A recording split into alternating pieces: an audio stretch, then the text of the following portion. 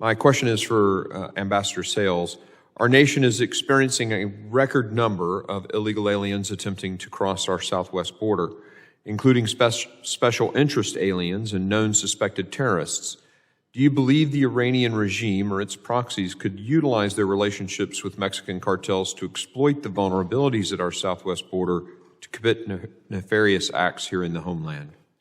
Mr. Chairman, thanks for the question. I do share that concern. The Iranian regime is persistent. They have already tried on multiple occasions to exploit vulnerabilities at our southern border to carry out acts of terrorism. The assassination plot that you mentioned, the assassination plot against former National Security Advisor John Bolton, they are going to keep trying until we stop them. In the 1.7 million known gotaways, and these are the individuals that Customs and Border Patrol actually sees and can count. This isn't the unknown gotaways, but in those individuals, the known gotaways, the unknown gotaways, what guarantees do we have that Hamas hasn't already penetrated those?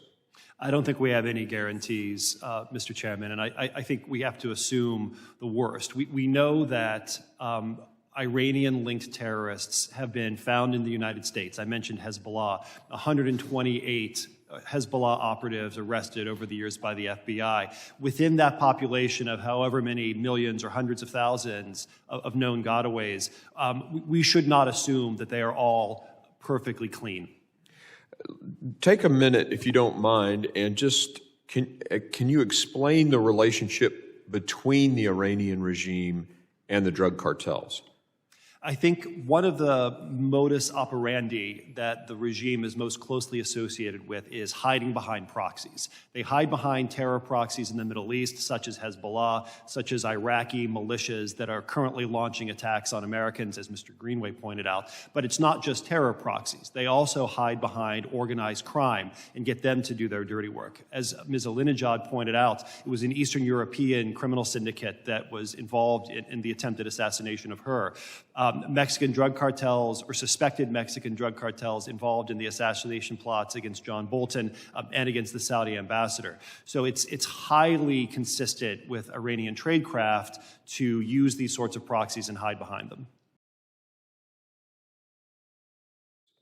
Ambassador Nathan Sales is the founder and principal of Fillmore Global Strategies, a consultancy firm that provides legal and strategic advisory services on matters surrounding law, policy, and diplomacy.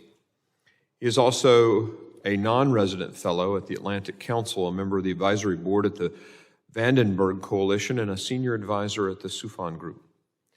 Ambassador Sales is a former government official who served in various senior positions at the U.S. Department of State.